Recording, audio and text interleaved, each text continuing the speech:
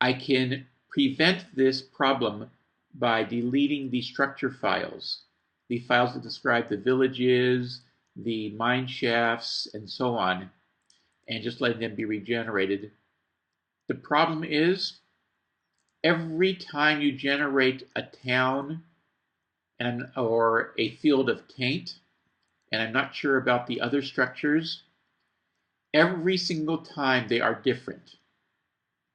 In one test world, I have a town that I have regenerated 10 times, and it has been different every single time. So it appears that while the structure files document what was generated the last time the Minecraft generation ran, which is necessary to work around the problems with the things like changing nether fortresses, it doesn't work properly. The problem seems to be that in going from 1.0 Magic Farm to 1.1 Magic Farm, the mods changed, and so the legal blocks changed. But that doesn't change what's in the structure file. So the structure file is documenting something which can't be regenerated, and the game crashes. What are you doing in the fields? Isn't there something about the cows in the fields? Little boy blue, come blow your horn. Anyways, so as I was saying, the structure files are not the same. I mean, the structure files document something which cannot be regenerated. And since it cannot be regenerated, it causes problems and it doesn't work. And if you're going to delete the structure files and let the game regenerate, what is in the structure files and documenting what is generated in the world does not match what is actually generated in the world. And you have the same out-of-sync errors that the structure files were supposed to avoid in the first place. So there just is no simple workaround. This is a serious problem that whenever you are upgrading to a new mod pack, you can't get rid of mods anymore. You cannot say, I no longer care about this mod. In the past, you could simply delete it, and the blocks that were there will simply be removed. But you can't do that anymore. It will no longer just delete the blocks that are no longer valid. It will actually make the world invalid, and the world will not load anymore. All right.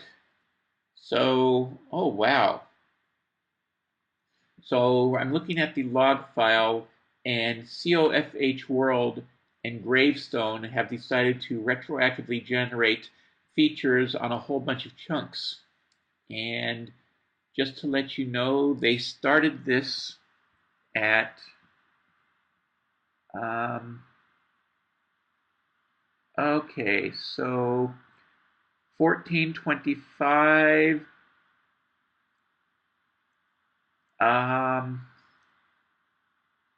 Then a more at 1922 through 1933. All right, so it regenerated chunks in two separate sets of groups. Not sure why. All right, so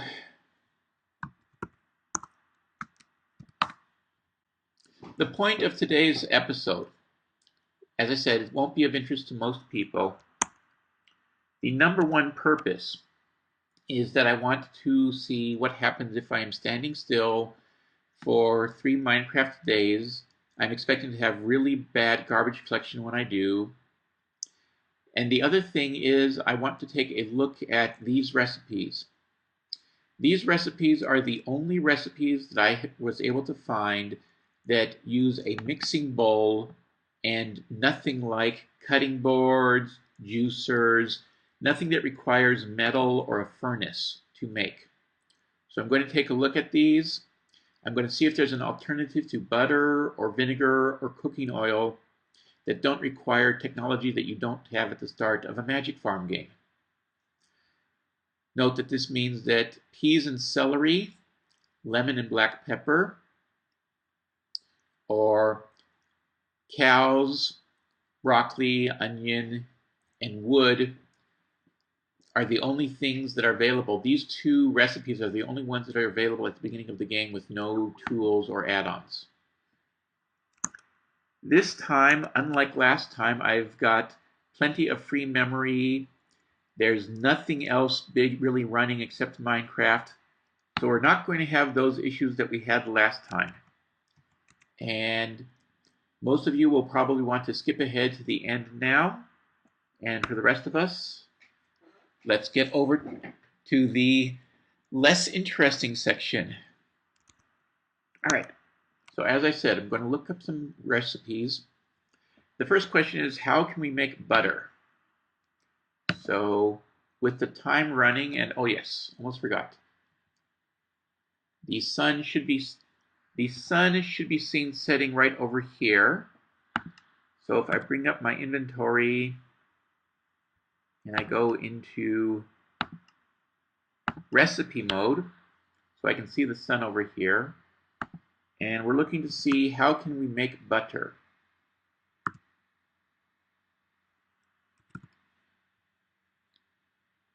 So there's celery and peanut butter. Nice.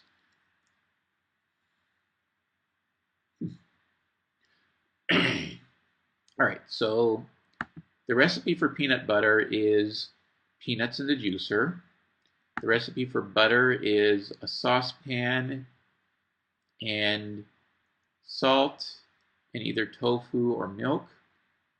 Buttered potato. Now there's two types of butter. There is another type of butter. This requires a cup of milk and this food processor.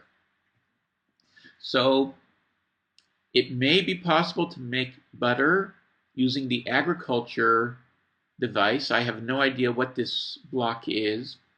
If any of you know what type of machine from agriculture this is, and if it can be built at the beginning of the game with nothing but basically wood, probably not, but if it can be built, let me know. All right, so that was butter.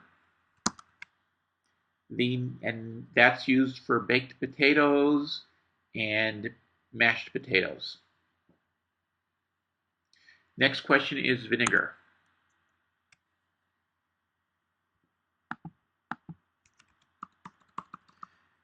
Vinegar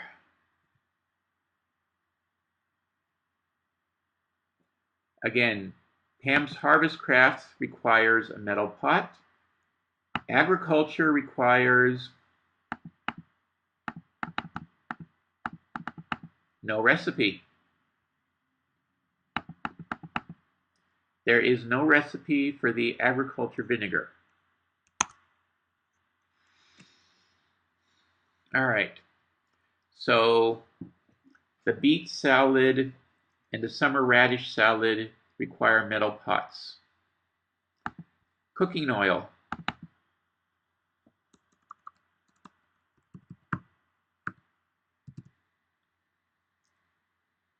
Agriculture's requires peanuts plus water in this thing.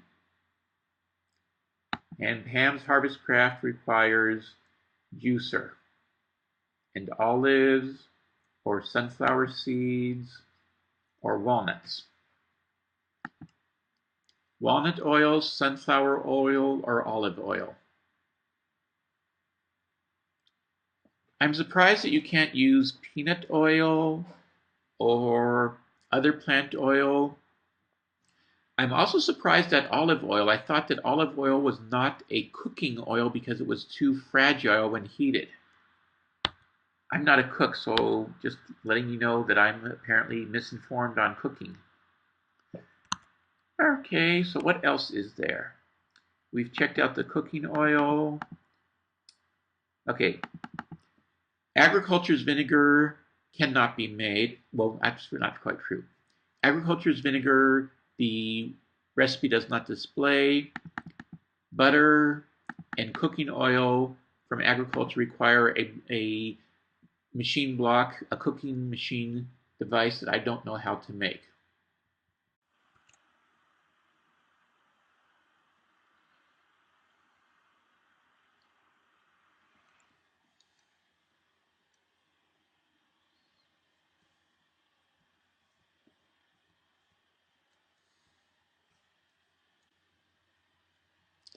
So one thing that I noticed just now, where I placed the bed, I did not realize this. On wake up, I am on the west side of the bed, and if I walk around the bed to where from this side, I can look and see the sunset. But if I walk around the bed, which I did the first 2 days, I'm actually triggering chunk loading and unloading as I walk over there. I'm right at the edge of a chunk if I move that way. 270, 271. So either 272 or 273 triggers a chunk, so I have to come around this way. All right. So once again, we're just sitting around and waiting, expecting nothing of interest to happen. And if anything does, I'll let you know. Bye-bye. I wonder. We're around 188, 189.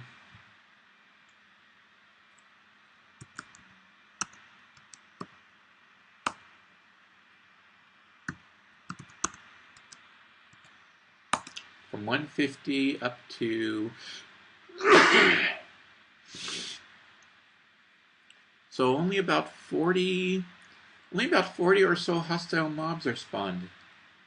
That seems low. All right, we are approaching the end of what I believe is day 3. I'm going to avoid hitting the bed just for a bit.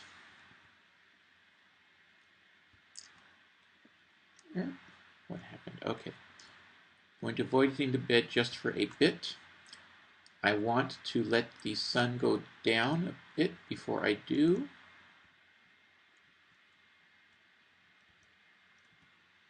I'm not in the ground. Why is it so hard to land in? There we go. So we have light levels 15.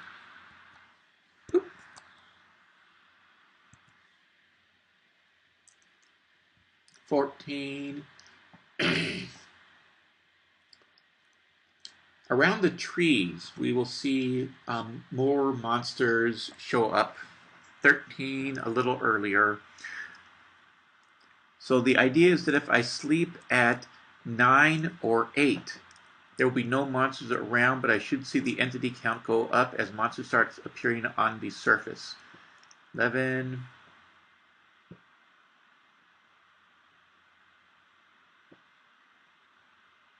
10.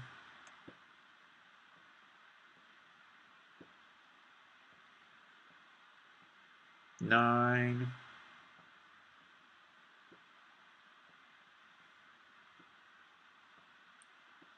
8. Where are all the monsters? 176, 175, 180, and it goes up. All right.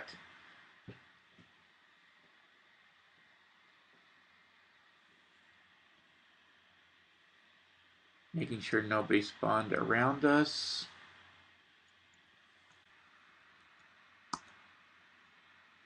$160. Where are the new peaceful mobs appearing from? Squid. The squid are changing.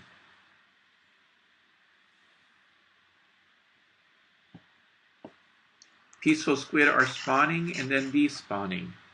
That's what's going on with it. So there appears to be a cave of some kind in this direction because I can see the entity numbers change as I switch between peaceful and regular.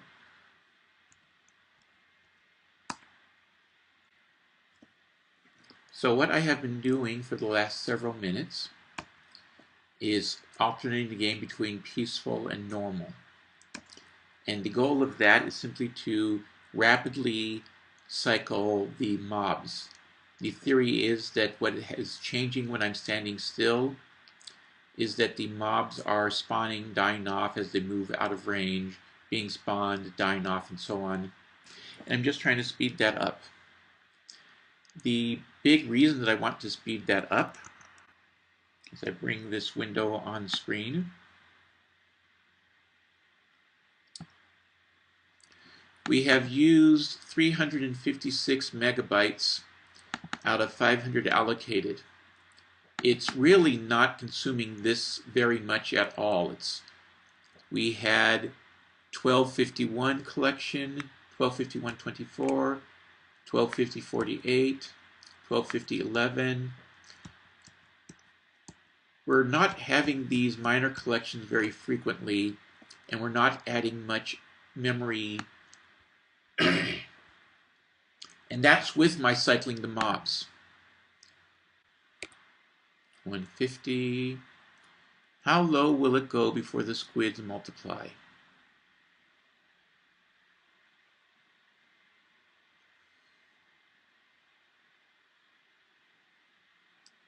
I saw it go up to 157 and then start going down. So around 155 it can start adding new squid.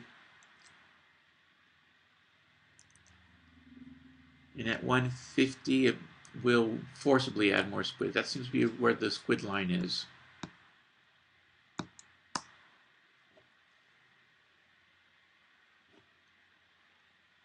I'm actually surprised at just how long it takes the hostiles to spawn up and how low the spawn rate is for them.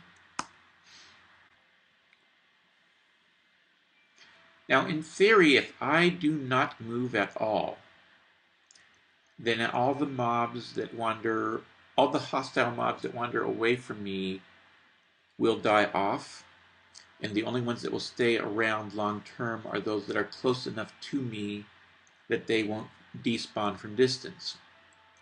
So eventually all of the hostile mobs will be underground, close enough to me that they will stay and never go away. Theory. Wonder how well that idea will work.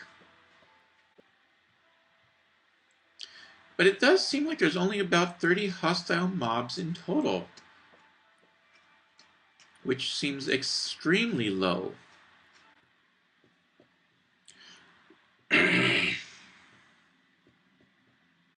This is, well, not really sunrise on the last day. Nothing of interest has been happening. For the last 2 Minecraft days, I have moved no more than 1 meter, 2 meters, I think in the worst case. Just trying to see if I can let any monster that's not close enough to me to survive to just die off. Any monster that is near me and underground will be close enough that it won't die and won't go away. In theory, that should make it nice and safe to be out at night, and I'm going to test that theory. We have not seen a full garbage collection since I started my sit around and wait. We have gone to 438 megabytes used, 499 allocated. Have not had a full collection since I've started the sit around and wait. If you are curious, I have no armor, just a diamond sword. Now it just occurred to me that one flaw of this test is that in the past when I was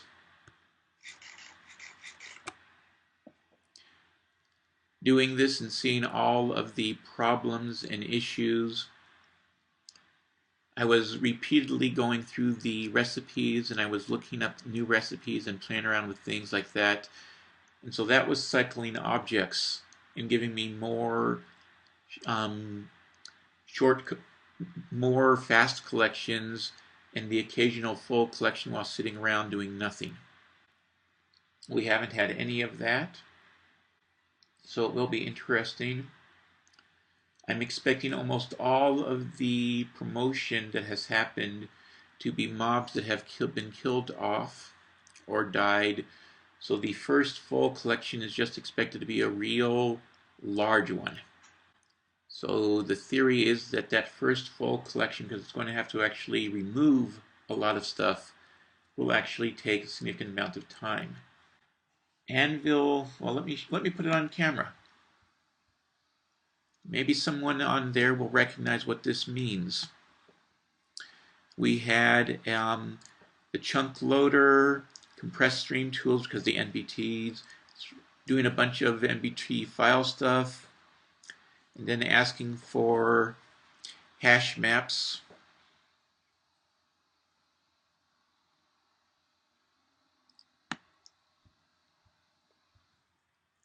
So I have no idea what happened or why. I've just been sitting here not doing anything. 17 to 22, 22 to 15. It's 9:15. We have, in theory, all of the hostile mobs are underground and happy with where they are. So in theory, they will leave me alone tonight. So that's the theory.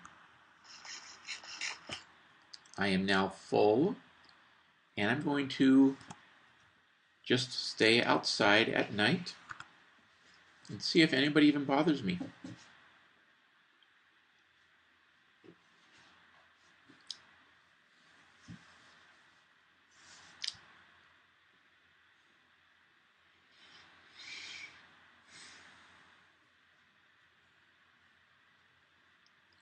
One of the most annoying things about the new zombie pathing is they can actually spawn on that island over there and swim to me from here. Right.